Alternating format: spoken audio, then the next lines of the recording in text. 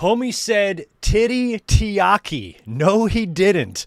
CM Punk calling Roman Reigns titty tiaki tonight might have just been the funniest damn thing my ears have ever heard. I'm still popping about that. What's going on, guys? Welcome to your Monday Night Monday Night Raw review for March 16th, 2026. Happy 316 day, everybody. Head on over to WWE Shop, get $3.16 off your merch or some shit that's going on today. Austin was not on the show tonight on Raw, but plenty of stuff went down and some pretty exciting stuff. And I thought overall the show was really good in terms of the setup for WrestleMania because they came out hot right out of the gate. They had the confrontation there with Brock and Seth Rollins.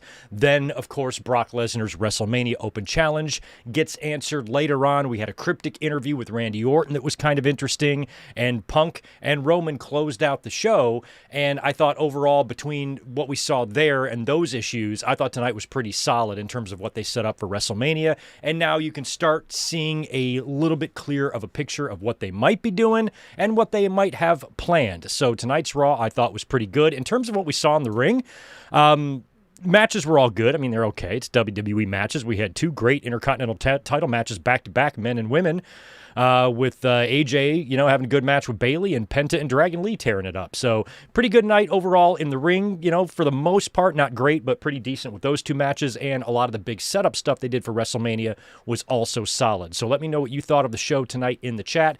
Grade your Raws, A, B, C, or D, 1 through 10, however you want to grade it. I was too busy getting ready for the stream to really think hard and analytically about a grade, but I'd probably give tonight a solid B, maybe even a B+. Some of you guys might give it an A, some might give it a C. I don't know. I'll let you guys tell me in the chat there, but we do have quite a lot to talk about in terms of tonight's show and now how WrestleMania is shaping up. I want to thank you guys who have been here, all of you who have been here for the last 3 days. We had a big podcast on Saturday, then we were here for nearly 6 hours yesterday watching that Bonkers Revolution pay-per-view and then sticking around to review it.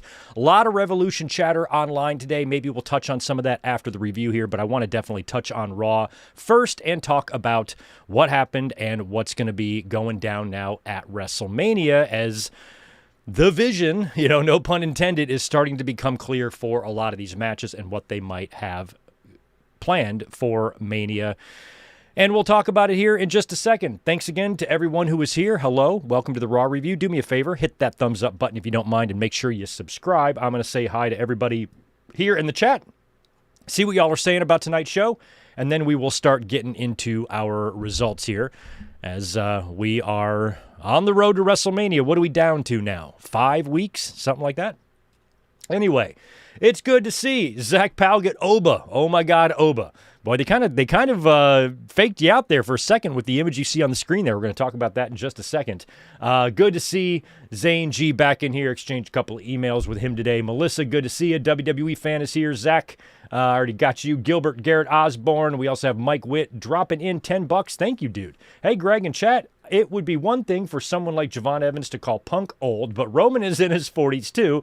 I was kind of hoping Roman would mention Larry in his promo to get Punk mad. I thought for sure that that's what he was going to do. But based on how we saw that promo conclude, Roman, I think, is trying to tell the story of he's the cooler-headed guy here, and Punk is the one that, maybe can't handle it. Or I think Roman said at the end, like, he talks all that smack, but can't handle it when it's thrown back at him. So maybe Roman feels like he's above making a comment like that. Maybe that's his point. But I thought for sure we were going to hear Roman drop some sort of an insult about Larry, and I wouldn't think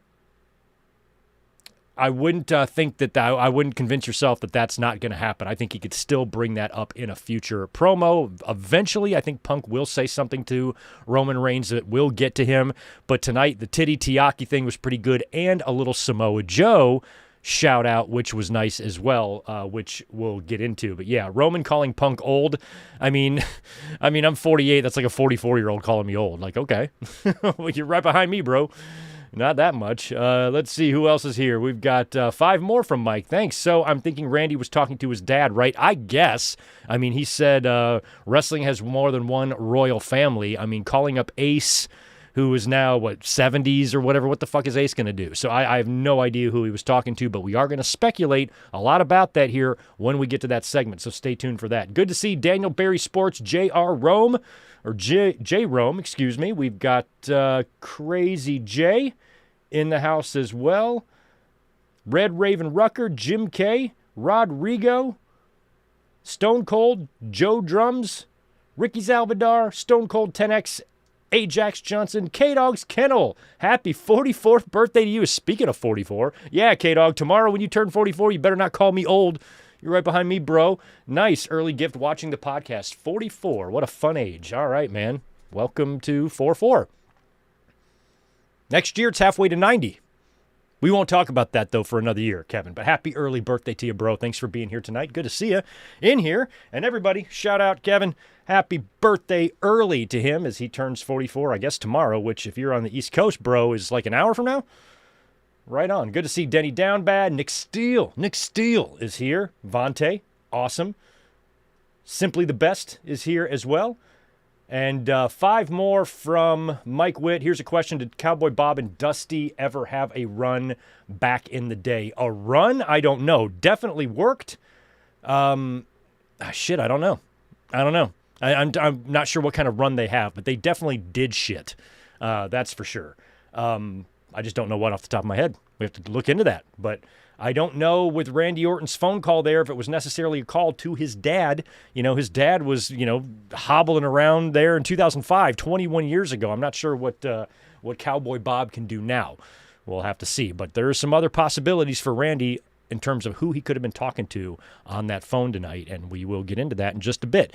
But anyway, let's start now. Since everybody's here, got all the hellos and pleasantries out of the way, let's start reviewing tonight's Monday Night Raw, because boy, oh boy, I swear someone backstage in WWE was like, hey, y'all, they were ramming, shoving needles in each other's faces last night. We need to come out hot here. And they did. I mean, they really came out hot. So, of course, we've all been laughing and making fun of this stupid masked men shit. Very hokey, very Vince-like, very Vince Russo-like.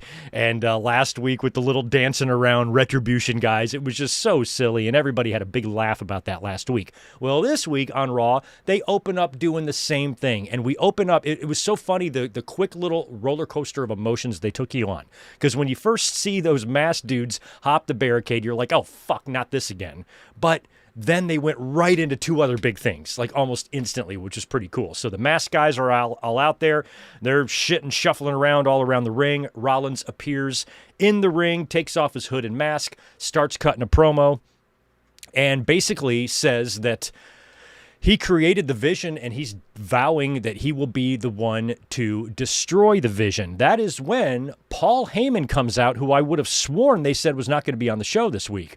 Paul Heyman comes out, and he looks rough. I mean, he's scruffy, he's not shaven, he's got some, obviously some makeup on to look like he's been beaten up and stomped, into the dirt like he was last week. I swear to God, he squeezed an entire lemon into his own right eye because it was just completely red on camera there, and he reminded me of Woogie from Something About Mary. One of the funniest movies you will ever see. Came out in 1998. If you've never seen Something About Mary with Ben Stiller and Cameron Diaz, go see it. I went and saw it twice in the theaters. That's how funny it was.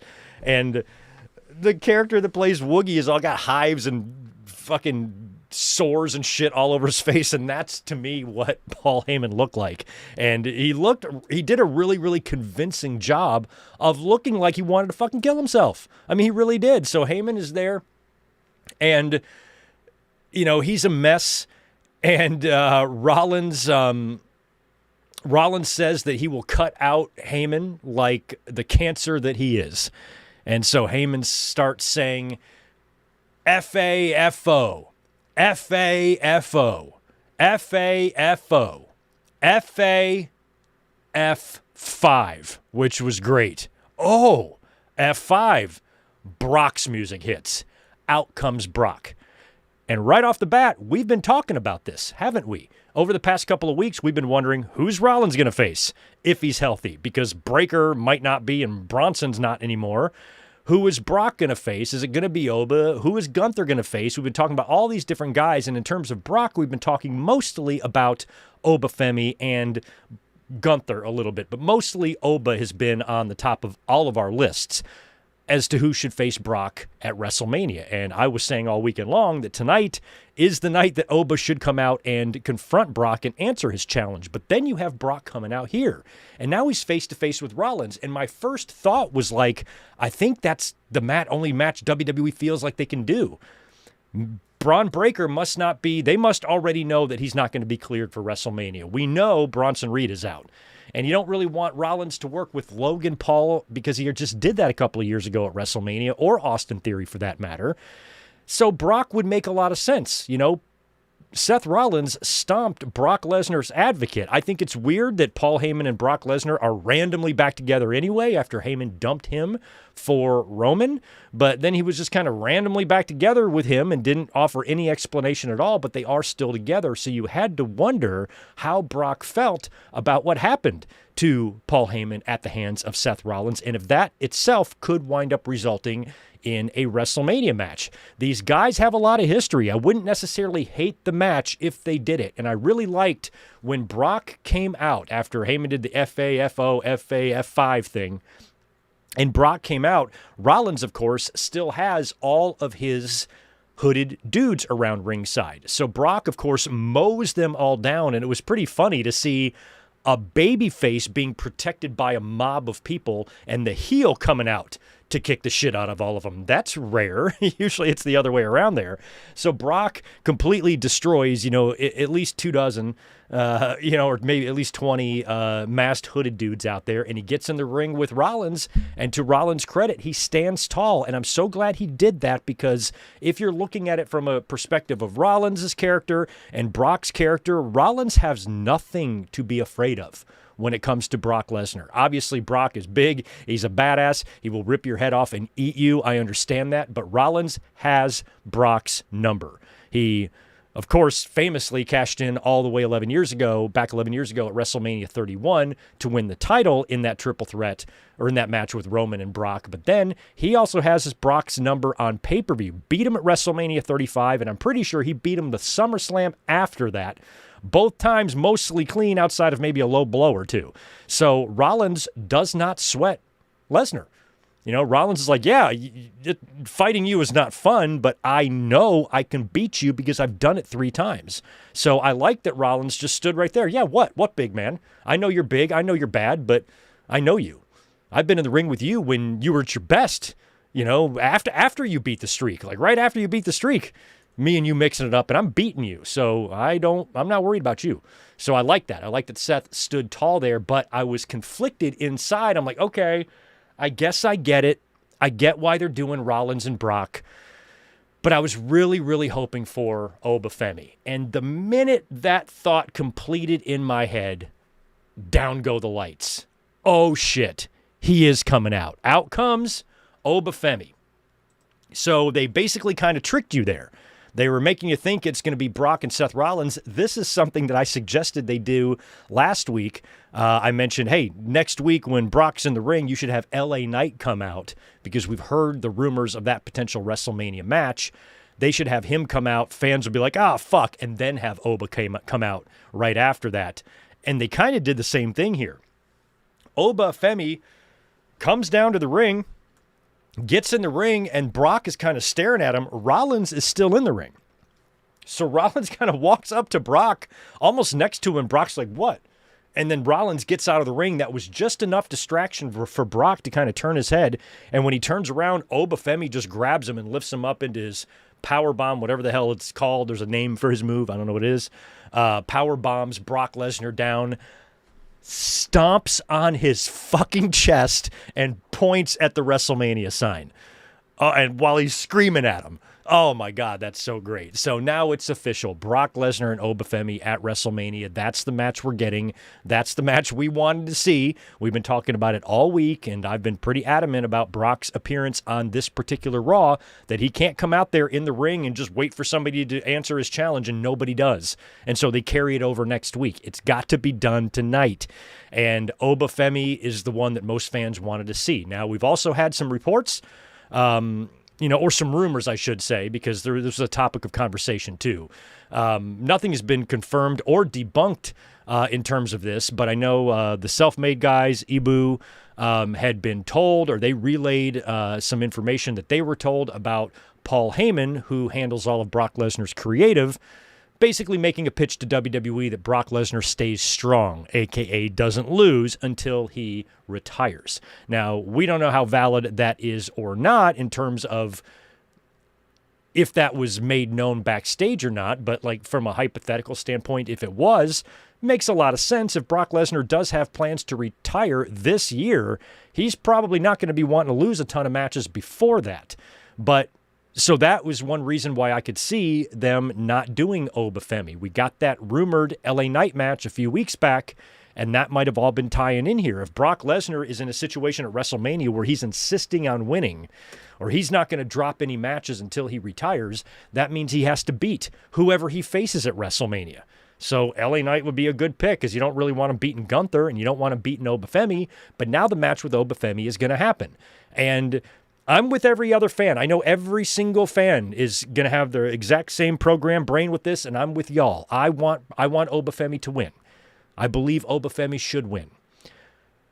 However, I look at all this stuff differently than so many other people. I just want fans to prepare themselves that this is Brock Lesnar we're talking about. He beat Omos a couple of years ago, right? This is Brock. There is a good chance he could win this match at WrestleMania. Now, if he does, instead of reacting psychotically, I'm just going to hope they're going to have a return match down the line and Oba beats him. But if they want to save Brock's retirement for Gunther, then, Oba might not get that chance. So for me, I'm not going to fly off the rails if Brock wins, because you got to see how how the finish goes.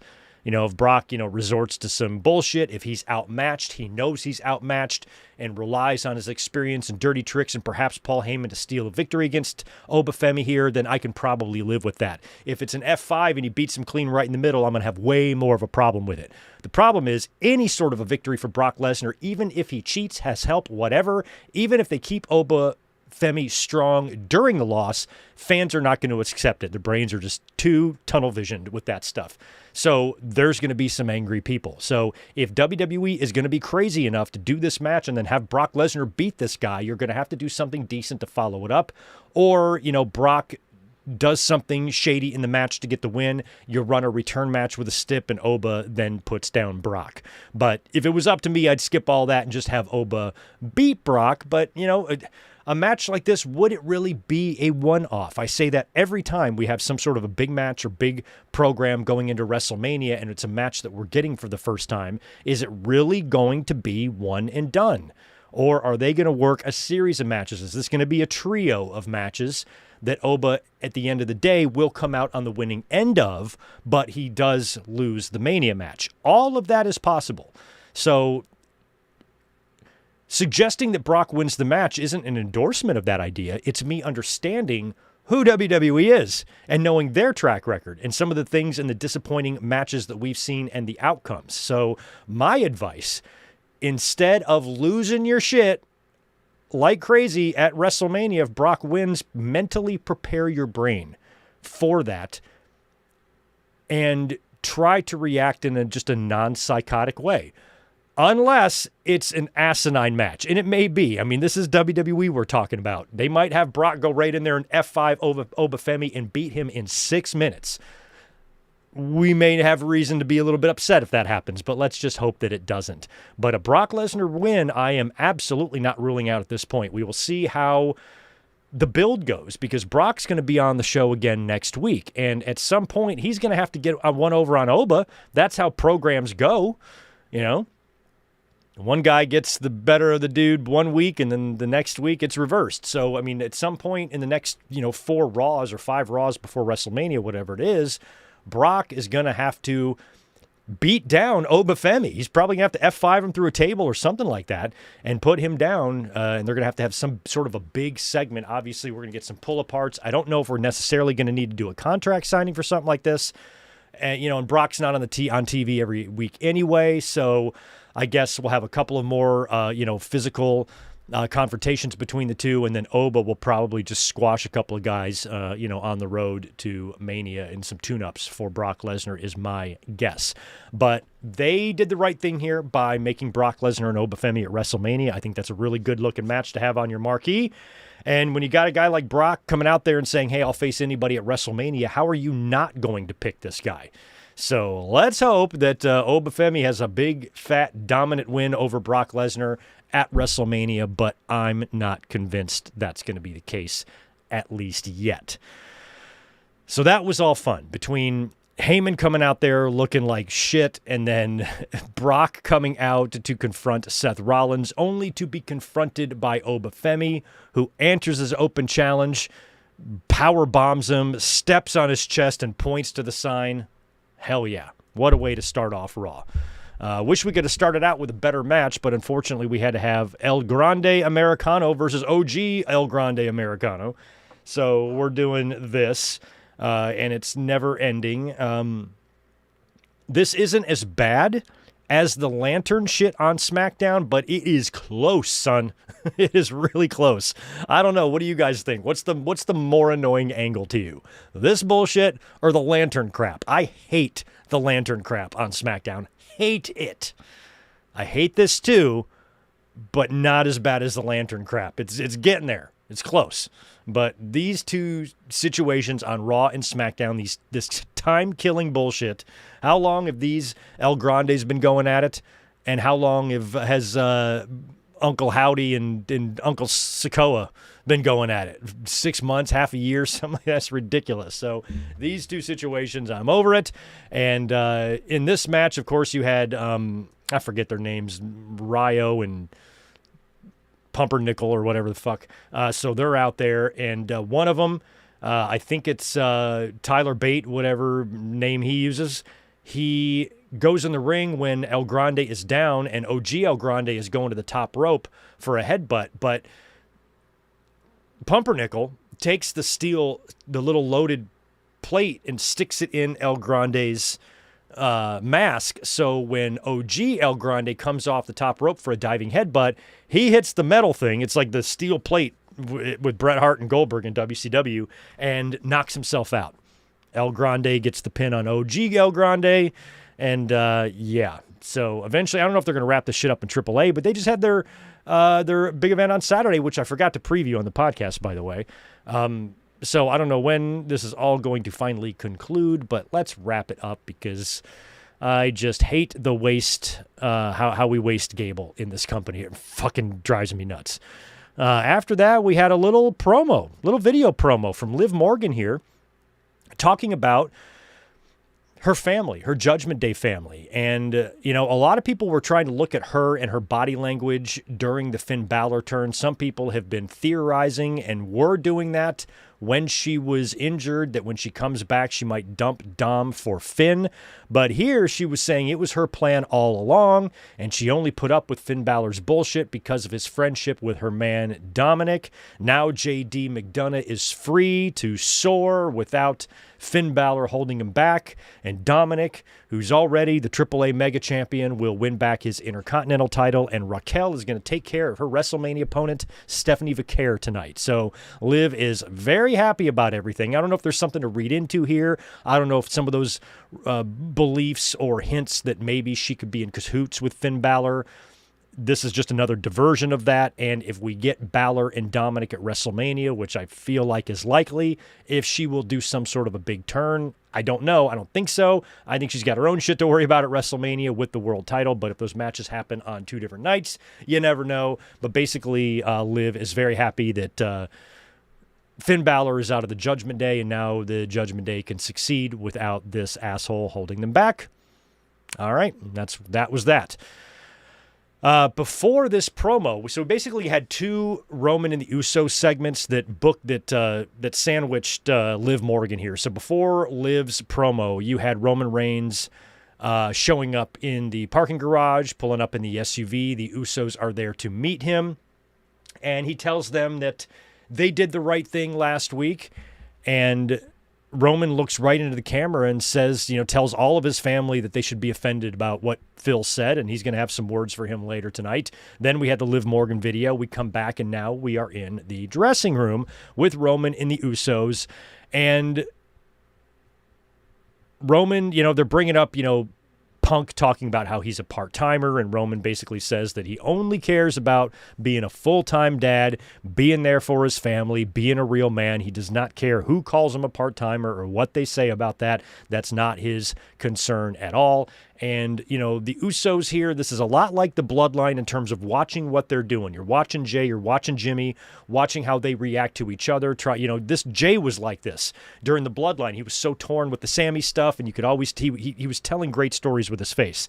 So, I feel like last week when this all started becoming clear in our heads that, there's going to be some sort of a Bloodline element here in the Punk and Roman match, with Punk, making that comment about Sika, and the Usos taking issue with that last week, having that segment with Punk, to where they knocked him down and whatnot, and now they're talking to Roman, and, Punk's been pretty adamant about, them still not receiving that apology for how Roman treated them and all of that. And so what I mentioned this last week, that I think it's possible that WWE is kind of giving us a breadcrumb trail there to a Bloodline reunion, only to swerve us. I think there's a really good chance the Usos cost Roman the title. Maybe they help Punk win. Now, it is going to be hard to fathom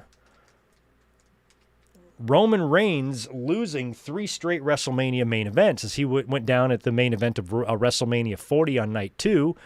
Went down last year in the main event of night 1, now again. So is he going to drop 3 straight WrestleMania main events? I have my doubts about that. I feel like Roman Reigns is probably going to win the World Heavyweight title.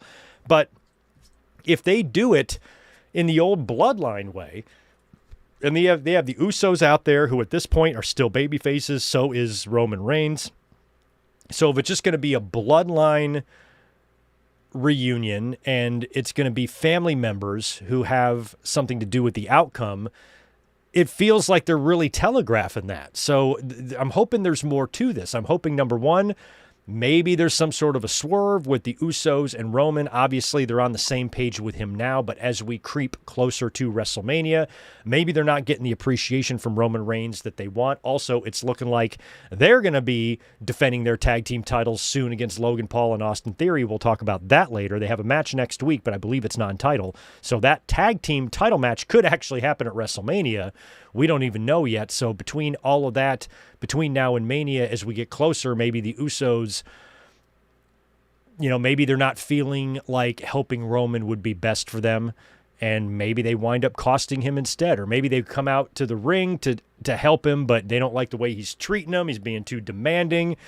They start remembering, some of the stuff from the Bloodline days, dredging up old bad memories, and then they snap and turn on Roman, help Punk. Maybe this is a big ploy from Punk.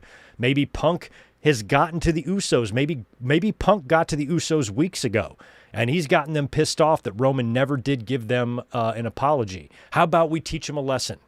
Let's make him think that you're on the same page with him. I'm going to make a comment about your Uncle Sika. You guys are going to get mad at me, and we're going to have a little bit of a confrontation to convince Roman, that you guys are pissed at me. And then when the time comes at WrestleMania, we're going to screw that bastard. Maybe. I don't know. Also, Dwayne. I don't need Dwayne. I don't want Dwayne. Dwayne can suck a butt. But if Dwayne is going to show up, Dwayne could always come out too.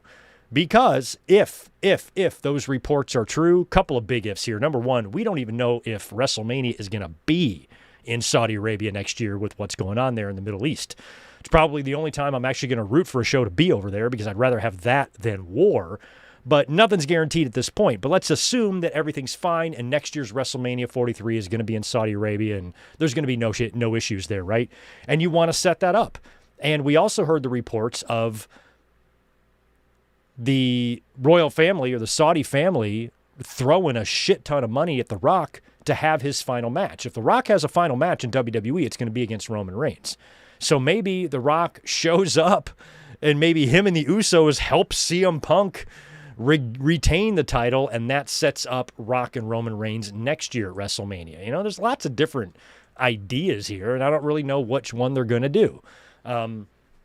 It could just be a match with no interference at all, and Roman Reigns puts CM Punk down. But I think they're purposely adding these elements in there because a lot of things are going to happen in the match itself in terms of interference and surprises and what may happen on each guy's behalf. I don't think that Punk is going to go into this thing unprepared. And Punk is a smart guy, and I think Punk, you know, Roman might think he's in the driver's seat, and Roman thinks he's playing chess, and Punk is playing checkers, and it might be the other way around. And if this whole thing could just be Punk playing him, you know, and using his family to do it. You know, but if Roman, you know, loses at WrestleMania, you know, then what for him? Does he take some more time off again, or does he immediately try to land a rematch and take the belt there? And I feel like Roman is probably going to win the title at WrestleMania. I'm just trying to feel out every different possibility here, just in case they want to throw something at us interesting, because I don't know, it's not against the rules, but the 2 world title matches are going to be your 2 WrestleMania main events. And I'm trying to think, help me out. Since WrestleMania went to 2 nights and WrestleMania 36 is this the first time that a men's world title main events both nights? Have we had that yet? Because WrestleMania 39, it was the Usos and Owens and Zayn, right? WrestleMania 40, it was the triple threat. What was last year? Or no, WrestleMania 40 was the tag. Last year was the triple threat on night 1. And so now this year, I think this is unless the Performance Center WrestleMania, it was Brock and McIntyre, and I don't know what the main event on night 1 was. And I don't remember night 37 either. No, 37 was the girls. 37 was the girls. So I think, unless they did it at WrestleMania 36, this is the first 2-night WrestleMania where the 2 men's world championships main event both nights. So since this is probably going to be a first, are we going to see the world title change hands in both of those main events? If one guy's going to retain, I kind of think Punk should. And I think Randy Orton should beat Cody. But it could go the opposite way. We don't know. All I know is my predictions are not going to be fun. I have no idea what I'm going to predict in 4 weeks when we do those predictions. But Roman, talking with his crew there, you know, you got to wonder what that's going to mean for WrestleMania and how many of these Samoan family members are going to be a part of this match when it's all said and done. We had the advertised women's Intercontinental title match up next. It was AJ Lee defending against Bayley, who won that gauntlet last week. This was a pretty good match. I mean, AJ Lee in there again, one-on-one in a title defense against somebody she hadn't been in the ring with, and I thought she looked pretty sharp. I mean, this wasn't a bad match. I paid attention to most of it, and I thought everything was fine. AJ looked pretty good in there. I think she had a kick out of the Rose Plant, or was it a Bayley to belly? She kicked out of something there that was really frustrating Bayley. Bayley wound up then missing a top rope elbow, and AJ Lee locked her into the Black Widow, and Bayley has no choice other than to tap out. AJ Lee retains the Intercontinental title. Little show of respect there between her and Bayley after the match, and then after that, AJ goes to the outside of the ring, and someone has a replica Divas title out there, and she takes it and poses with it, and it's like we got 2 eras like merging in one picture here. You know how you like can take a picture of you and like your spouse or something, they can merge it together in one face? Like that's kind of how that looks. That's 2 completely different eras separated by 12 years. Very cool that AJ kind of held that belt for a second there. And then I think what happened is we went to commercial because I still don't have a VPN and I'm still using the regular ass Netflix, which I do pay for the top tier of Netflix, but it's still giving me commercials during Raw. So when we come back, I'm seeing Becky Lynch out there kicking the shit out of AJ Lee. So I guess she attacked during commercial. We come back. AJ Lee is getting beat down by Becky Lynch, and she even takes the Intercontinental title and rams it into her face. So she basically just beats the hell out of her all throughout the aisleway and the entranceway there. And now we're back on track for AJ Lee and Becky Lynch. We thought that originally that it was probably going to culminate in a WrestleMania match, but then I started thinking AJ should defend in a multi-woman, but based on the attack here that Becky late on AJ, it's looking like it's going to be just the two of them, one-on-one for the title at WrestleMania. And I guess Becky Lynch will go on to become a 3-time Women's Intercontinental Champion, which is just nuts. That title's had 5 winners, and she's won 3 of them. That's crazy. So anyway, AJ getting beat down by Becky. One would assume that is going to result in a WrestleMania match that will probably get put together next week, unless they, like I said, decide to add more women to that. We had back-to-back Intercontinental title matches. Sorry, I'm just turning my fan closer to me. It is hot as hell. So we had back-to-back IC championship matches here. AJ Lee defending against Becky, and then Dragon Lee challenging Penta. Now, Penta apparently was supposed to face, I think, Dominic, but Dominic wasn't cleared. JD McDonough was backstage bitching to Adam Pearce about it, and Pearce is like, he's not cleared. I didn't give his match away. He's not cleared. So JD was thinking that they gave Dominic's match away, but really Penta just wanted to go out there and be a fighting champion and face someone. So he went out there to wait to see who his opponent was going to be, and his opponent was Dragon Lee. This was a fun match, favorite match of the night easily, and the best spot was the corkscrew suicide dive through the ropes onto the table. Like, I think it was Penta was already sitting on the table, and Dragon Lee comes through the ropes and dives completely over the outside of the ring and onto the table. It was just a tremendous spot. It was fucking wild.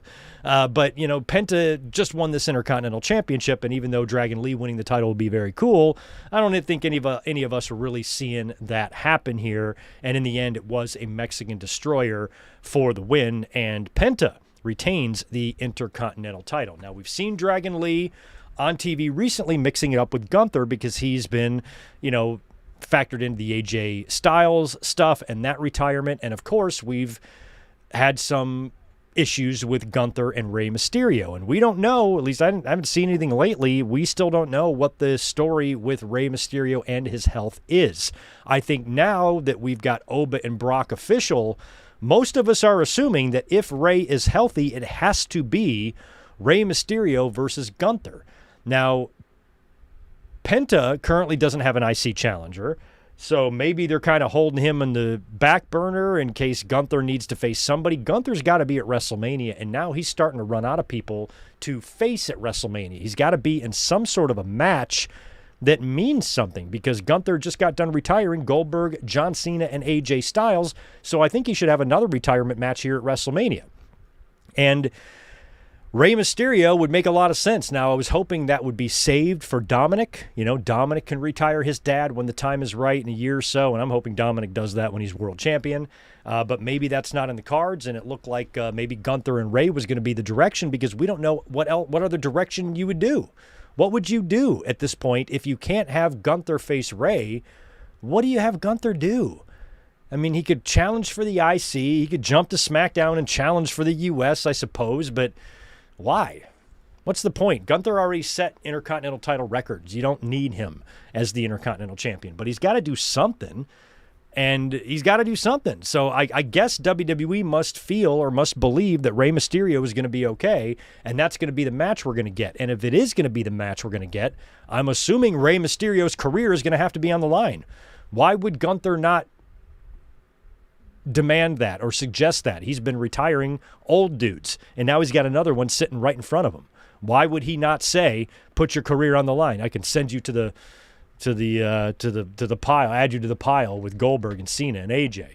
Why would they not do that? So we'll have to see. What other things do you think Gunther could potentially do if he's not going to face Rey Mysterio? Like, they just throw a match together for him?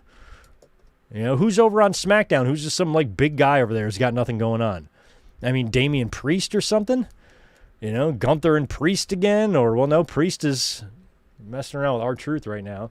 So I don't know. I don't know what you do or what you do over there. You got Drew McIntyre and Jacob Fatu. They're mixing it up. You know, unless you bring someone up from, you know, NXT. But, you know, you just brought Oba up. Who down there was, like, super dominant that could really give give Gunther a run. I don't know. I don't know what you do with Gunther at this point if there is an issue with Rey Mysterio and his health going into WrestleMania. So now, excuse me, now we're backstage again. We got Paul Heyman back there. He's hanging out with the Vision, and at this point, the only Vision members who are left are Logan Paul and Austin Theory.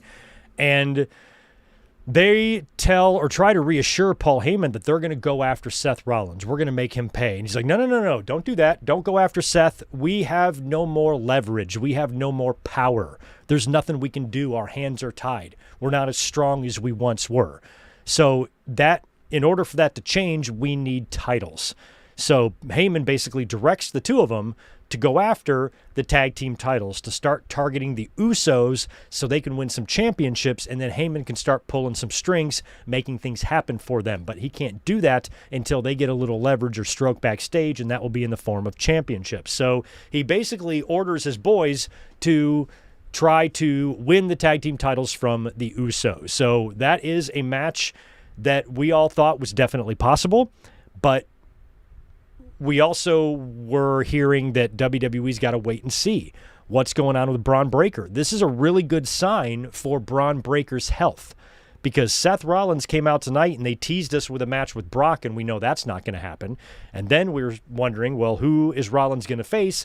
Going to have to be Logan or Theory if Breaker's not going to be healthy. But now Heyman is telling them to go after the tag team titles. So unless Rollins, and LA Knight still is in the mix here too. So unless they make some sort of some three-way shit or whatever, or multi-man thing, I don't know. It feels like Rollins might be spared having to face Logan or Theory at the show one-on-one, because Heyman is telling these guys to go get the tag team titles. So Theory, he's fired up. He's going to go talk to Adam Pearce right away. Logan hangs behind, and he tells Paul Heyman that consider it done. As far as he's concerned, the Usos are former tag team champions, and we're gonna get the tag team titles, and we're gonna take care of the Usos. And he goes, we're gonna take care of LA Knight too. So they're also after LA Knight, and we've been wondering what LA Knight is gonna do at WrestleMania. He's another guy that we could maybe see come out and get involved in that main event. LA Knight could be out there mixing it up with Punk and Roman as well. So, if LA Knight isn't even on the show, or if he doesn't have a match on the show and fans are pissed, he could come out and be a big part of that main event and maybe even play a major role in the finish of the Punk and Roman match. We don't know yet, but having Theory and Logan target the tag team titles, I think that's a good omen for Braun Breaker. And WWE announced tonight on Raw that next week, Logan Paul and Austin Theory will be facing the Usos, but I don't believe it's for a tag title. I don't believe it's a tag title match. I think next week, if they win, that'll just kind of put them into contention. So I think that's what they're doing there. So maybe next week Rollins comes out and screws them, or something happens there. I don't know. But it looks like we've got the Vision versus the Usos next week. And according to the graphic that I saw, it did not say the tag team titles were on the line. After that, we get Natalya against Maxine again. I was hoping that we wouldn't have another weird finish or a count out or whatnot. We'd actually get a match in here, and we did. Natty puts poor Maxine down with the sharpshooter. She submits, and that's an outcome that needed to happen there. I'm glad that they finally get that match done. I don't really see a reason to do it again. And I had mentioned a while back that I would love to see both these women, Natty and Maxine, maybe get into a multi-woman Intercontinental title match at WrestleMania. But based on the beatdown that Becky served to AJ tonight, I don't think that's going to happen. We're probably going to get just the one-on-one match. But Natalya or Natty and Maxine, in terms of their WrestleMania presence, I don't really know at this point what they're going to do unless they were to get into one of those or get into the Intercontinental title match. Otherwise, they might both not have matches to wrestle at WrestleMania. So this next one I thought was really interesting, this next segment. So they had advertised tonight on Raw that Randy Orton, after the brutal beatdown that he put on Cody Rhodes on SmackDown, he's going to have an interview tonight on Raw with Michael Cole. So now it's time for that segment. They're going to interview Randy right there at the commentary booth. They're going to do it via satellite. And when they cut to Randy, it's this really terrible, you can see the blurriness. It's like a 360p photo there that you can barely see of Randy, and he's on the phone. And so they're like, hello, Randy. He's like, and he kind of tells him, just a second. And he's finishing his conversation. And whoever he's on the phone with, he says he's thanking them. Thank you. I really appreciate that. Thank you for doing that. I'll see you soon. So, okay, they wouldn't let us hear that unless there was a reason for that, right? Then Randy Orton abruptly cancels the interview with Michael Cole. He goes, Michael, I know I told you I would do an interview, but I changed my mind.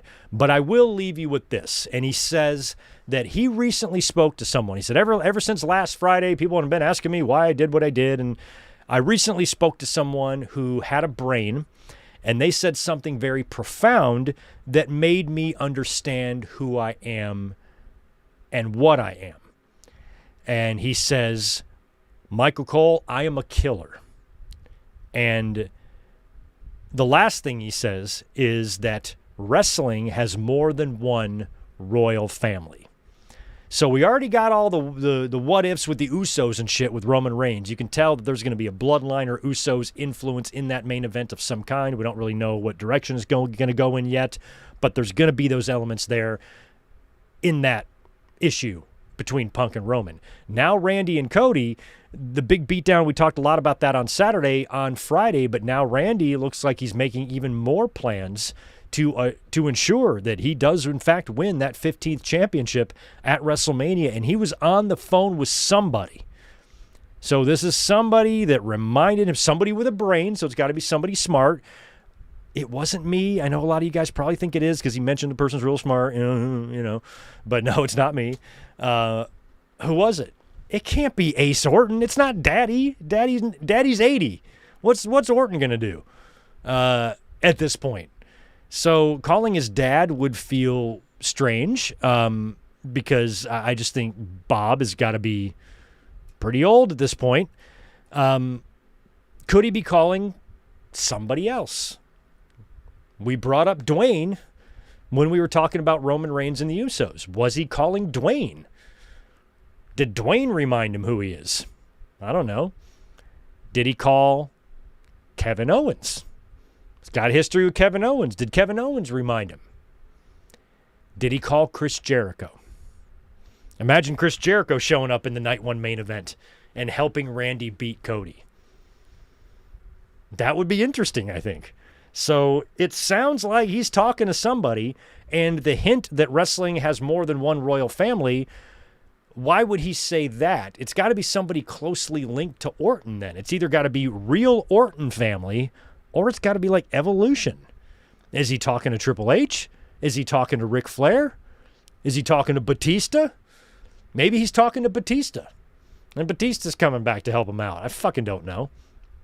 But if he's saying wrestling has more than one royal family, who could he possibly be talking to other than his father? There's no other Ortons out there running around, So, I mean, Bob Orton Sr. long since passed away, and Orton Jr., and then you got Randall. You got Randall Keith over here. Who else is going to call? Keith? I don't know who he's calling. So I don't think it's really a member of his own family. It's got to be somebody that he has a history with or he's considered family. Matt Riddle comes to mind. Then again, so does Edge, rated RKO, but Edge is under contract to another organization from what I read on the worldwide interweb. There's another company that does wrestling out there, and apparently Edge works for them. I read it online.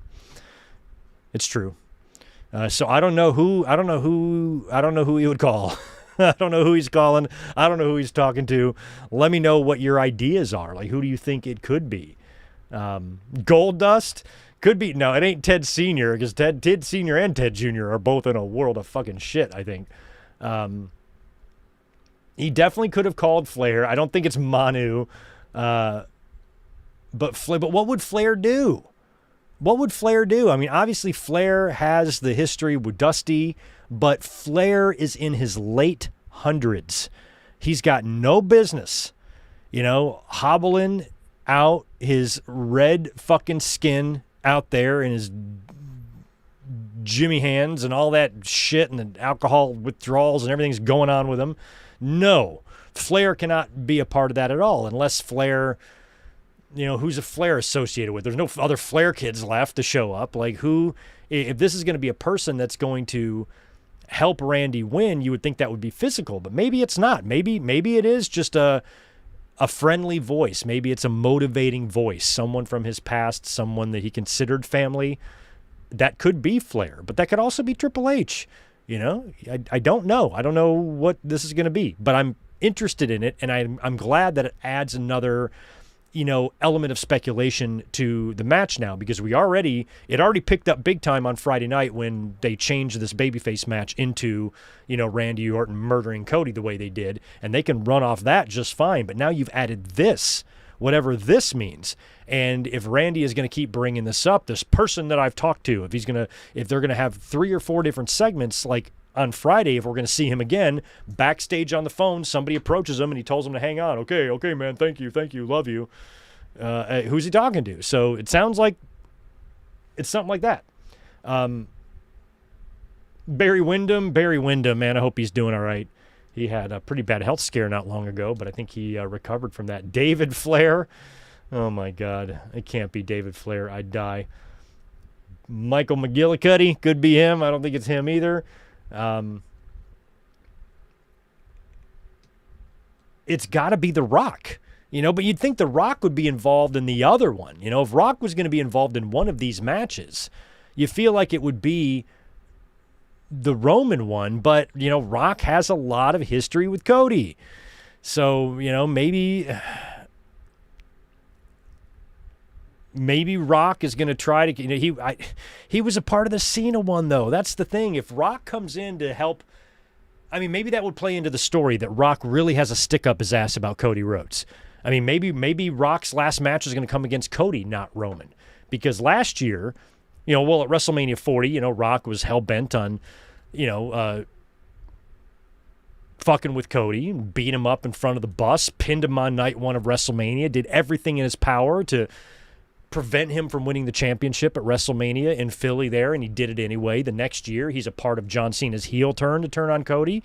But then, of course, Dwayne hightails it out of here and just makes the whole thing fucking pointless. So maybe he comes back again, helping Cena last year, helping Orton this year, really adding to this obsession with Cody that The Rock clearly has.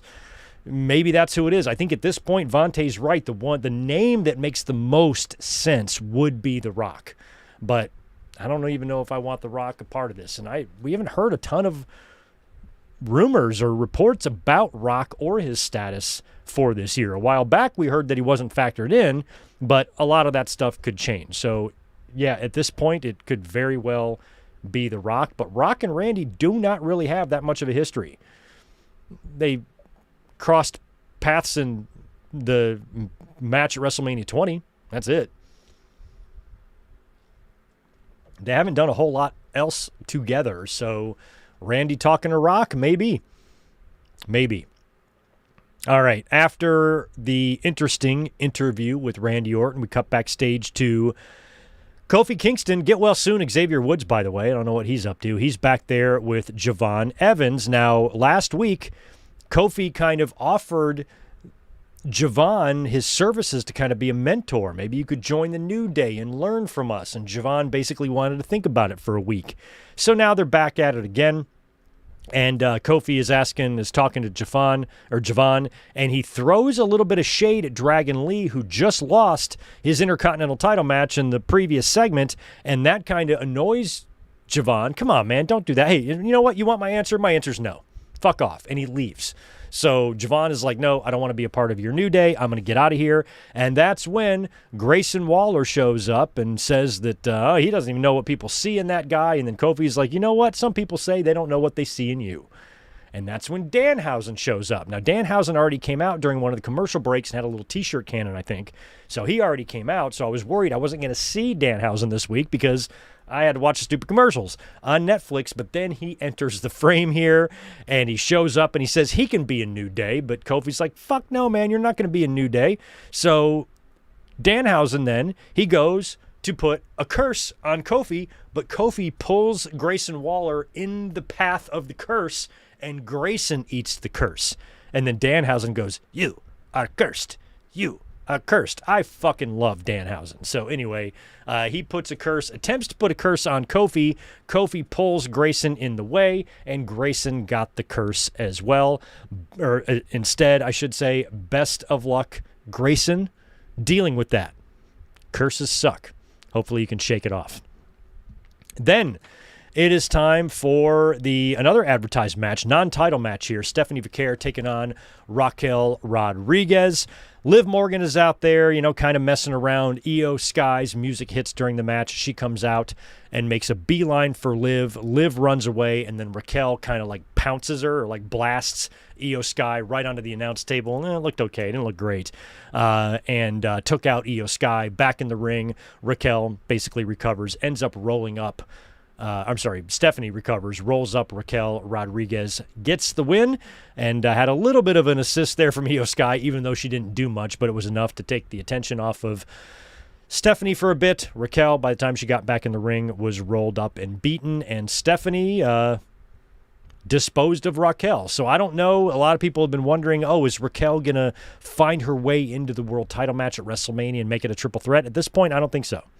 Doesn't look like that's in the cards for Raquel. What I think is probably going to happen is Raquel will they'll have a turn after Morgan wins the belt. So I think Liv's probably going to win the title from Stephanie Vaquer, and then after that you'll have a Liv Morgan and Raquel Rodriguez program for the belt. That's my guess.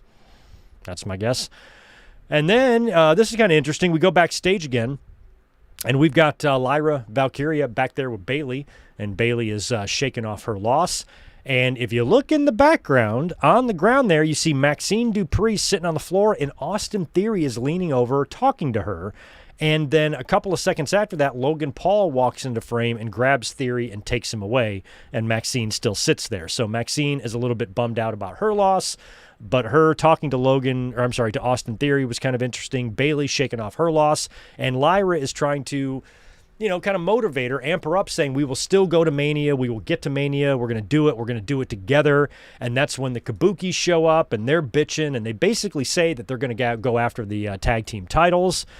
And then, of course, Asuka does the Kairi, and Kairi's got to run off. So I'm still hoping that Asuka and Kairi is a match we get at WrestleMania, unless they're really trying to drag this thing out. But once they said that they were going to have to go after they were going to go after the tag team titles, Lyra was like, we should go after the tag team titles. We should go talk to Adam Pearce. And then Bayley's like, fuck yeah, let's go talk to Adam Pearce. We'll go to WrestleMania together. So one thing that I have believed ever since the Bella Twins came back a few weeks back and cut the promo saying they're going after the tag team titles, at the time, the tag team champions were Rhea Ripley and Io Sky. They were going to be defending those titles against Nia Jax and Lash Legend, and I was pretty sure they were going to drop them. Neither one of those teams can lose to the Bellas in a straight match. But at the same time, you fucking know WWE is going to put the tag team titles on the Bellas. Of course they are. Of course they are. Shout out to Nikki Bella, by the way, who said she had to get her tit checked because her boob moved. Some sort of a move or something. So hopefully your titty Tiaki is doing all right. But the Bellas, they're definitely going to put the tag team titles on them. And I said immediately when that happened that whenever that happens, whenever the Bellas win the tag team titles, whether it's on Raw or at WrestleMania at this point, feels like it's going to be at WrestleMania, that's got to be in a multi-team deal. They can't just go in there against Rhea and Io and beat them. They can't go in there against Lash and Nia and beat them either. So it's going to have to be like a 4-team thing, and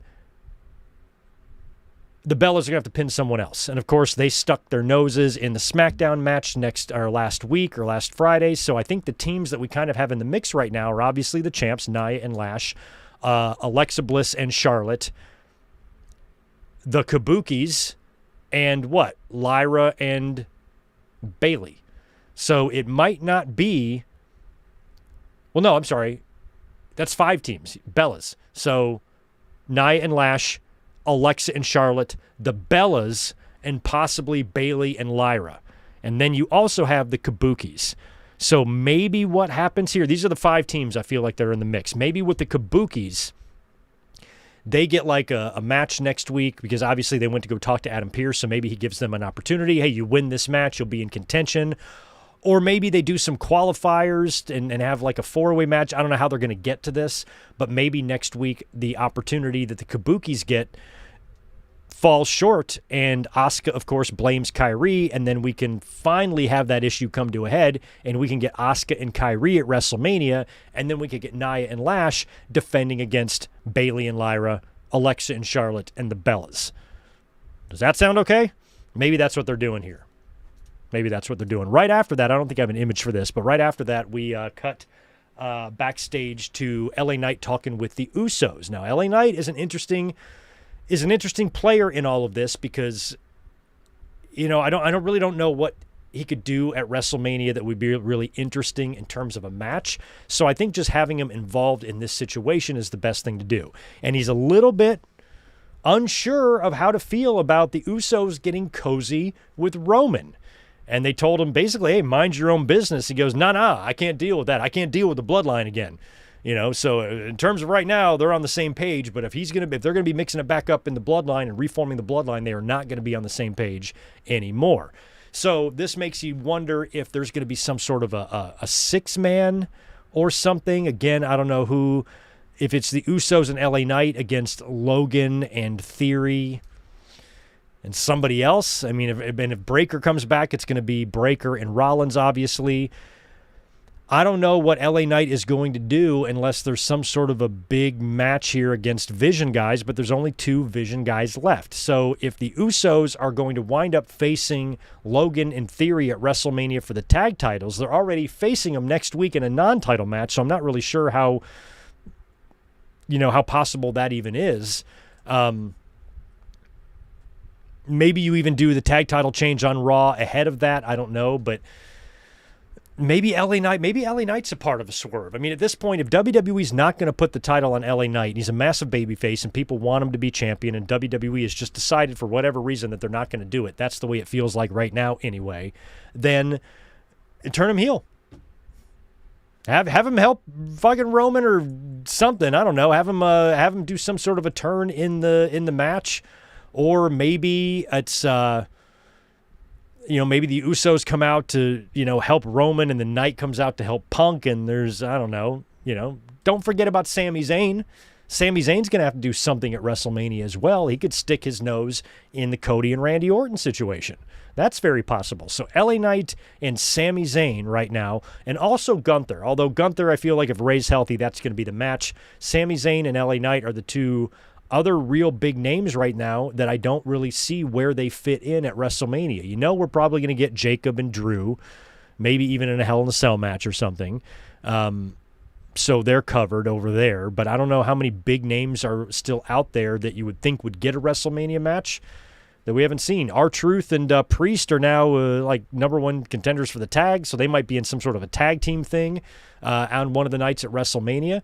So right now, Sami and LA Knight, I guess, are the big names out there that I'm not sure where they're going to fit with their direction. Everybody else, you can kind of, Dominic and Finn Balor are probably going to be a thing. I'd love to see Carmelo Hayes, and Penta. I don't know what Penta is going to do at this point either, because I thought Dominic and Balor were going to wrestle for the IC at Mania, but Penta, I think, will probably have a multi-man, I guess, at WrestleMania for the IC. You got to have a multi-man or multi-team thing in there somewhere. And if AJ and Becky are going to now be one-on-one, I was expecting multiples over there.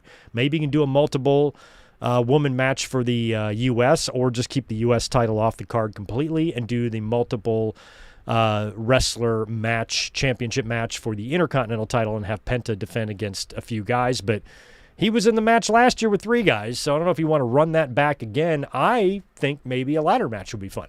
They did that back at WrestleMania 31, and this was an idea that I pitched for the women last week. Before we saw the beatdown of AJ Lee by Becky tonight, I was kind of thinking that maybe AJ could defend her title against a handful of women in a ladder match. They opened up WrestleMania 31, remember, with a big multi-person IC ladder match that Daniel Bryan won. So you do something like that again on night 1 or night 2, but maybe you do it for Penta's title, not AJ's.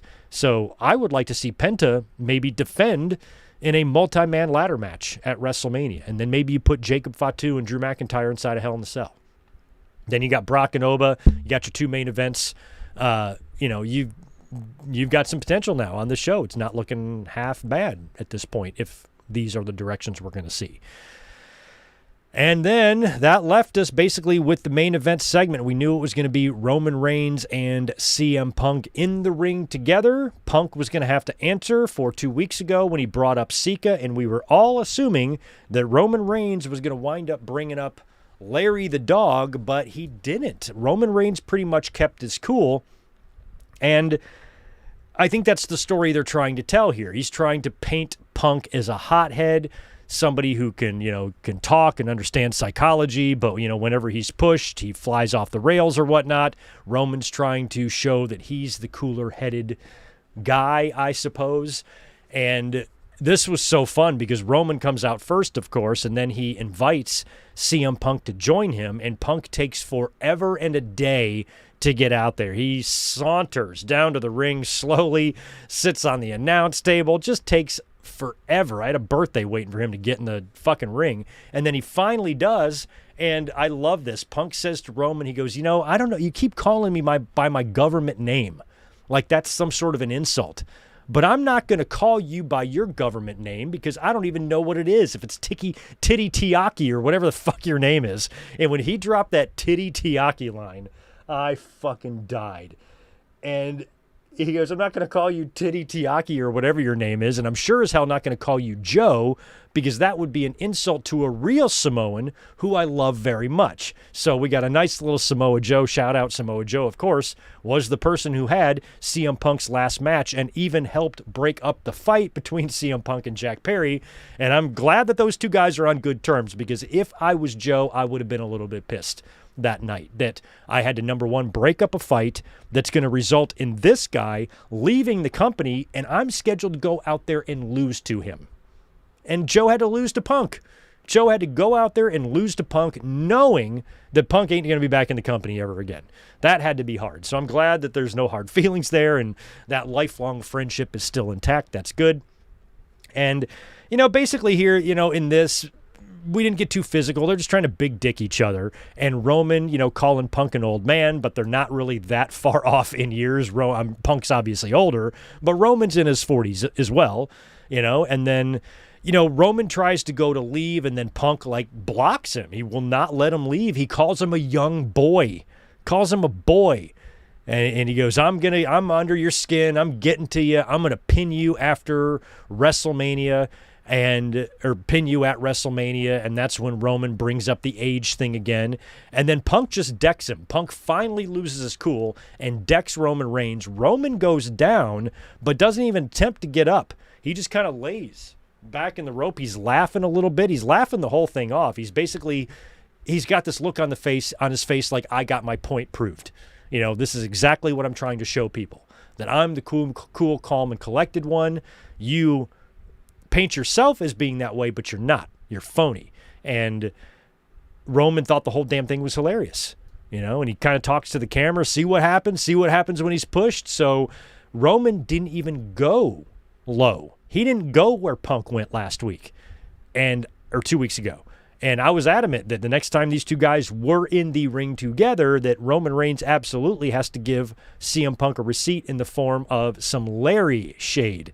And, maybe Punk really doesn't want it brought up. Maybe it's just too early. The wound isn't still open, and he doesn't want Roman bringing up Larry because it might throw him off his promo game or something. But I would like to think that Larry could probably be brought up here at some point before we get to WrestleMania. Roman is going to have to mention Larry. I think Punk is going to keep pushing Roman, and then Roman is going to snap. Roman will stoop to Punk's level, and then he'll mention something about Larry. He'll mention something about AJ Lee or something else deeply, deeply personal that we will get. And we're still going to have our contract signing between these two guys, and there's got to be at least one segment where they get really physical. Now here we had the one punch, but that was it.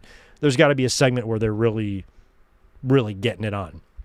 And like we talked about earlier in terms of that match at WrestleMania, that could go a lot of different ways. And I feel like if the WWE is trying to tell you or trying to hint to you that Roman is going to use his old bloodline tricks to win the title here, we might get the exact opposite of that. So I think we should be open to anything here as it relates to this match. And, just hopefully it's good.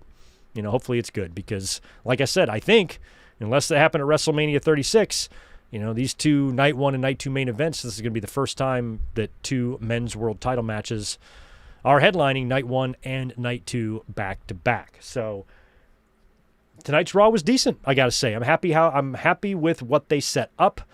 And the biggest thing to me was the Oba Femi confrontation with Brock Lesnar. That was what I wanted more than anything else out of this Raw tonight. I wanted Brock Lesnar's challenge to be answered. And it was answered by the guy who we wanted. Win-win. Let's see what y'all have to say in the chat about this stuff. Get up here and knock these super chats out of the way. If anybody hasn't hit that thumbs up button yet, I'd appreciate that. Max, Oba gave you chills tonight. Oh, it was great when he came out. I'm glad they did it the way they did it, because if Brock would have came out there and just stood in the ring and waited, I think fans would have been chanting for Oba, and you kind of would have known. Having Brock have that little confrontation with Seth Rollins, making you think, oh, that's the match they're going to do, and then have Oba come out. That was fucking great stuff. Yeah, Joel, it did look like Oba. You didn't know what was going on with Rollins. Like, he kind of walked up and approached Brock for a minute. Brock kind of looked at him, and that was just the distraction that Oba needed to get his hands on the Brockster. We got $10 from Mike Witt. Thanks for that, bro. My prediction for Punk-Roman at Mania: during the build, they make it Bloodline rules. At the very end of the match, The Rock comes out and costs Roman Reigns the title, setting up Rock and Roman at 43 in Saudi. I can see something like that happening, and I completely forgot about Bloodline rules. I would not be surprised at all as if during the build to this, eventually Roman's going to maybe suggest that, and then Punk agrees. We will see. WWE fan, appreciate the 5. Oba needs to beat Brock clean. No involvement from Seth. If Brock wins, then this should have never been booked. Have Oba win the first match. This is what I'm talking about. You got to see how it goes.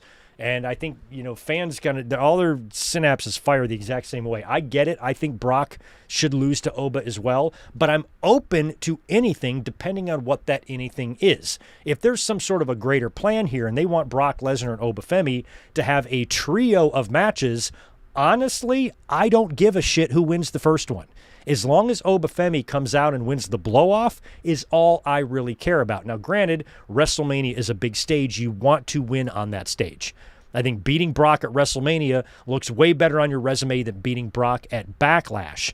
But I mentioned this earlier, that prepare yourselves. There is a chance that WWE could put him over, and don't act like the sky is falling if that happens. If Brock beats Oba, that does not mean that Oba Femi's career is over. And that's the way fans are going to act if it happens. So I'm trying to get ahead of this here, 5 weeks ahead. I'm like, don't be like that. You got plenty of time to prepare yourself in your head for everything. I think when it comes to an opinion like that, I'm in agreement when it comes to like a hypothetical finish where Brock, after a 7-minute match, hits 2 F5s on Oba Femi and pins him in the middle of the ring. I do not want to see that, and if I do see it, I will complain about it. But if you do some sort of a match where Oba has got Brock beat, they do a story beat in the match where you can see it on Brock's face. He knows that this is too much man for him, and he resorts to a low blow, some help from Paul Heyman, some help from somebody else, and steals this win from Oba Femi and literally runs away from him. I can live with a loss like that, because this shit ain't over. Now Oba's going to be hunting Brock, and he's going to want him again, and the next time it's going to be a very different story, and maybe even you go as far as having Brock show a little bit of fear. Because you can still tell a great story for Oba Femi and have him lose. You can tell a story where Brock has no answer for him. Oba is cutting him off at every pass. Every time Brock has some offense, Oba shuts him down. And you can tell Brock is going through it. Like, this might be what sets up his inevitable retirement. If he's going to retire this year, maybe this is the match that convinces the Brock Lesnar character, I can't hang anymore.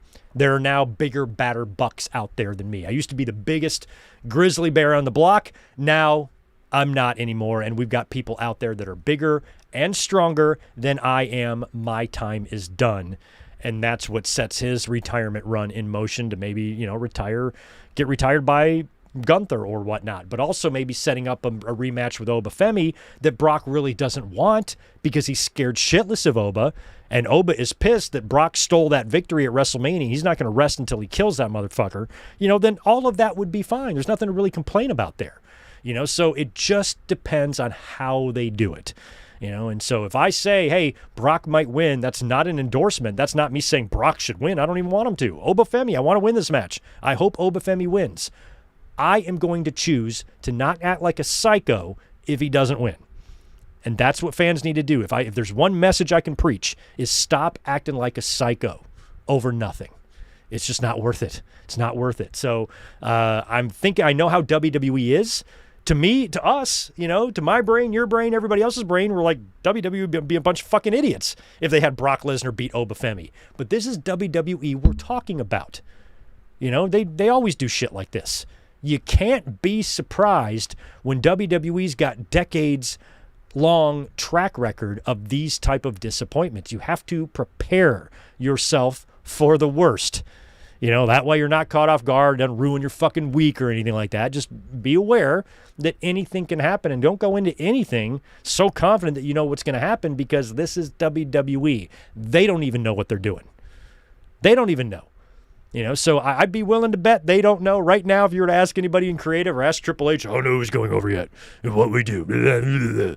He doesn't know. He doesn't know yet. You got to think about it. And I'm hoping they discuss that. Okay, let's put two columns up of pros and cons. If Oba wins, how do we do it and what does it mean? If Brock wins, how do we do it and what does it mean? Which scenario here would be better? Is this going to be a one-off? Is this going to be a program? There's so many questions about that we don't know yet. If it's a one-off, obviously, Oba better fucking win that. If it's a program, he doesn't have to. That's the point I'm trying to make here. So we don't really know yet what's going to happen. You can't just judge it yet because you don't know. So if Oba is going to work a 3 pay-per-view program with Brock, I don't care who wins at WrestleMania. But if this thing is one and done, Oba, 100%. 100%. And maybe, that's the way I would book it anyway, because I think a lot of fans are not going to want to see any other outcome here other than Oba Femi winning.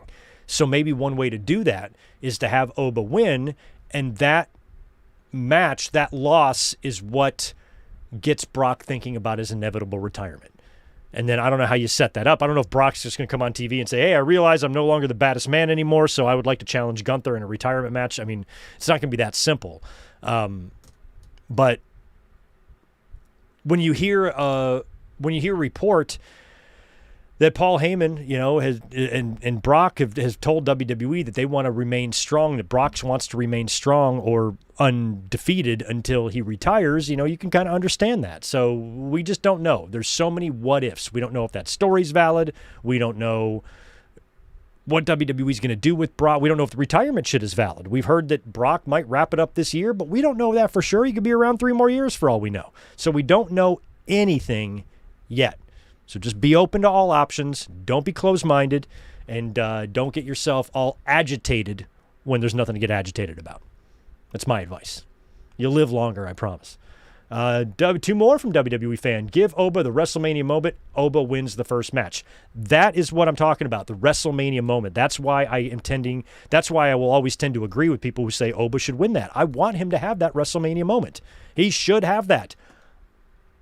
Me, however, just depending on how they construct the finish, I'm going to be open-minded about it. But yes, Oba Femi, who's going to have an unbelievably massive future in that company, as big, if not bigger than Braun Breaker, these are the type of guys you want to give these WrestleMania moments to. So yes, Oba beating Brock, getting that WrestleMania moment. Absolutely. On paper, that sounds terrific.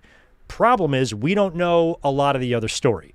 We don't know if Brock's retiring, when he's retiring, if the match with Oba is a one-off, if it's a program. We don't know any of that. So you got to think about all those other factors that surround the match to make some sort of a educated guess or pitch as to what's going to happen. That's my point. Mike, 5 from you. Gable deserves better. Mask versus Mask at Mania. After that, push Gable like Kurt Angle in his prime. Sounds good on paper, doesn't it? Think I've been saying that forever.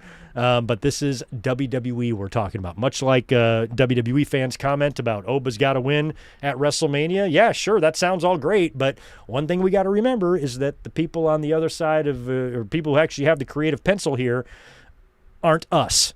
They're WWE, and I don't trust them motherfuckers to do anything. And it seems like that idea is a no-brainer.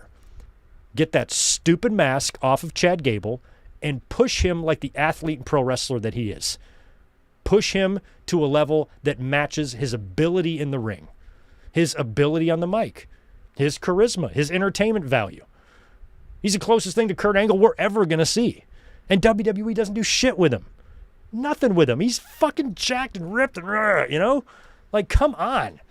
So it's one of those things where, as a fan, sometimes you just get mental burnout, and I've given up. I've given up on WWE doing the right thing with him. They're not going to do it. Fucking Shorty G. And then that trio of matches with Gunther, we thought that was going to be it. He's going to win the third one, win the Intercontinental title. Family at ringside. Just never panned out. Now he's fucking El Grande. Oh, my God. Fucking El Grande fucking cappuccino or whatever the fuck. I mean, yeah, it sounds great, but I don't trust WWE. King Ozza thinks Punk will retain. I would love him to. I would love for Punk to retain, but like I said earlier, I question whether or not Roman Reigns will drop 3 consecutive WrestleMania main events, 40, 41, and 42, because he lost that triple threat last year at night 1 with Punk and Rollins. And to lose again, I feel like Roman's got to win something here at some point, and he's probably going to have to win that World Heavyweight title. Right now, if WrestleMania was tomorrow, I'd probably still predict Roman to win at this point, but WrestleMania is a ways off. By the time we get to my predictions, I could have a completely different outcome. 5 more from Mike. Another possibility of who Orton was talking to. Maybe he was talking to a certain final boss. Yeah, we mentioned that earlier on, that it could be The Rock. At this point, Rock seems the most likely person that it could be because of his past history with Cody, Randy Orton being aware of this past history, and Randy making it clear that, you know, any relationship that he had with Cody is out the window. He's going after the title. He's going to do whatever he can do to take that title. And, you know, calling up The Rock, who hates Cody, or at least you think he does, seems like a good possibility. It better not be Ric Flair, man. Better not be Ric Flair. Vontae, thank you, bro, for the $10. When Randy said there's more than one royal family, he wasn't just talking about himself. Rock and Randy are both third-generation superstars. I guess that's a connection, right? So he's not necessarily talking about his own family. He's saying the line from Cody's song, wrestling has more than one royal family. So Cody is one. The Harts are one. The Von Erichs are one. The Guerreros are one. The Gagnes are one. The Samoans are one. And that's where The Rock fits in. And both Rock and Randy are third-generation guys, and so maybe Randy isn't recruiting help from his own family. He's recruiting help from another family. The same family that's in the other fucking main event. So maybe Randy Orton's going to join the Bloodline. My God. So, you know, if Rock shows up and they try to do something similar to what they did at Elimination Chamber last year with Cena, as long as they follow through with it, is all I really care about. Yeah, Tornado Chop, Penta vs. Dragon Lee was amazing, but that was expected. Yes, the match being good was expected. The match happening was not expected because we didn't know who he was going to face. And then it turned out to be Dragon Lee. I'm like, well, we know that's going to be good. And it was. All right, we got one more possibility from Mike Witt. Thank you for the $10, bro. Another possibility, end of night 2. The Vision comes out, and they help Punk retain the title. Mania ends with heel Punk being the new leader of the Vision. All of those ideas work. So I feel like something big like that might have to happen. But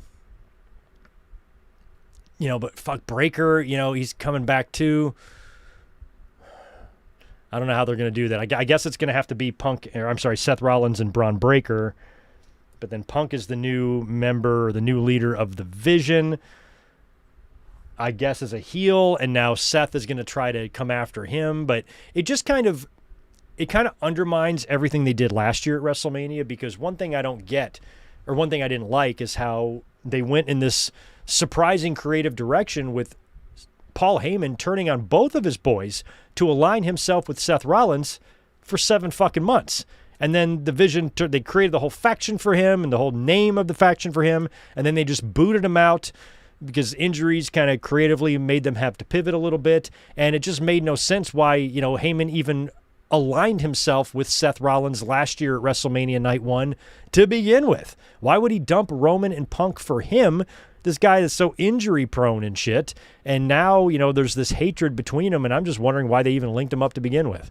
So it seems weird. It seems odd. So Punk now joining the Vision, and then Rollins being in the position that Punk was going up against the Vision. I don't know. I feel like they have to kill the Vision. And that's basically what Rollins said. I mean, the Vision, he's the visionary. The Vision name was made for Rollins. That's his faction name. And Rollins said himself, he created the Vision and he'll be the one to destroy it. So if Punk if there was going to be some sort of a big swerve, and Punk was going to reunite with Paul Heyman and turn heel and have a bunch of help to help him beat Roman Reigns and then form a faction, even if it is with Vision guys, I feel like it would have to be called something else. I even brought up possibly the Shield. And I said this on Saturday, and tonight when we saw Roman and the Usos talking, I mentioned earlier on, that maybe this is WWE trying to fool us that we're going to get a Bloodline reunion, and in the end, it's going to be Punk enlisting the help of the Usos or some Samoan family members to put down Roman Reigns. And if you can get a third one, I don't know who. I mean, Zilla Fatu or something like that. I don't know who you could bring in, but if you could get a third one, the Usos and someone else, and you slap some riot gear vests on those 3 dudes, and Punk can call him his Shield. And you can do that as a heel. It's better to have a Shield as a heel than a babyface. So maybe since the Shield was originally designed to be the Shield for CM Punk, he resurrects this idea some 14 years later. Jesus Christ. How the hell was that 14 years ago? But he resurrects that idea nearly 14 years ago and creates himself a Shield to protect him and his championship, to protect him from Roman Reigns and Seth Rollins and all these other challengers. But I feel like Punk is going to stay a babyface. And at this point, it feels like what we would probably get is Roman Reigns winning the title at WrestleMania and defending against Seth Rollins at SummerSlam. Something like that is the way it's feeling to me. So we'll have to see. Oh, there you go. Nexus 2.0. Nexus is another idea. You get Breaker, Theory, and Logan Paul. Nexus 2.0. Sure. Maybe have Wade Barrett get involved somehow. Maybe they can beat him up or something. That would be fun. Yeah, the Samoa Joe line was great. WWE's got respect for Samoa Joe. They're not going to shit on him just because he works for the competition. They like Joe. AJ Lee looks ripped. Yeah, she does. She looks great. CM Punk and Seth Rollins are both very, very lucky men, but I think I might be slightly more jealous of Seth. I just really love Becky. She's just gorgeous. All right. Right, King Ozzy, we're fantasy booking potential Oba Femi losses here. I know we don't want to talk about that, but having him pass out. And don't forget, fucking Ricky Starks beat him, man. Didn't Ricky Starks or Ricky Saints beat Oba Femi for the title? So let's calm down a little bit here. Oh, he's got to win, Fucking he lost to Ricky Starks. It's all right. It's all right. It's all right. It's going to be okay. It's going to be okay. Promise. But all jokes aside, even though I lecture people, don't freak out, don't be a psycho, it's going to be okay deep down. I really want Brock Lesnar to lose to Oba Femi as well. I think that absolutely needs to happen, but if it does, I always make a point to react differently than everybody else. So, but I'm right there with you on that match, and now we have that direction finally solidified. So that is going to do it, I think, for me here tonight. I want to thank you guys for hanging out this evening. Fun Monday Night Raw tonight. Fun now getting a clearer picture of what WrestleMania is going to look like. And by the time we're up here again for a podcast, we'll run through the entire card as it stands right now, and we will see whatever they have going on this Friday on SmackDown. Keep a lookout on the channel in the next couple of days. I put up a YouTube short today. I got another one dropping tomorrow. Also, quick little small sample size. Drop it in the chat. What would you prefer this Sunday for a watch along? WrestleMania 27 or I already have a list of matches from WrestleMania matches from YouTube that I've taken that we haven't watched yet, and we can watch 8 of those, do a vault watch along, or we can watch WrestleMania 27. I might put up a poll. But either way, in the next couple of days, I'll have a link up for Sunday's watch along. Just got to decide which one of those 2 options we're going to do. Yeah, Tony D'Angelo, too. Is he ever going to get moved up to the main roster? Jesus. Thanks for 5 more, Mike. The new vision is Paul, Braun, Punk, and LA Knight under a different name, of course. Paul, Braun, Punk, and LA Knight. And I've been mentioning LA Knight. I even talked about a potential heel turn for him earlier on. So, yeah, I think that all of these pieces are gonna factor in to that match. The Usos, obviously Punk and Roman, and LA Knight is going to play a role in this as well. And then over on the SmackDown side of things, I think Sammy is going to be getting involved in the Randy Orton and Cody Rhodes stuff. It's the way it looks like to me. All right, guys. Anyway, I'm going to get out of here now, have some dinner. Thanks again for hanging out tonight. Thank you for being here for all 3 nights of streaming here, Saturday, Sunday, and Monday. It was long. I will, once I sign off here, I'll go ahead and push out the podcast to the podcast site. So if you want to listen later on via MP3 or in your headphones, you'll be able to do that. And thanks again for a great weekend, long weekend, a lot of fun wrestling. I need to catch my breath for a little bit. You guys have a good rest of your night, and I will be talking to you soon. Peace.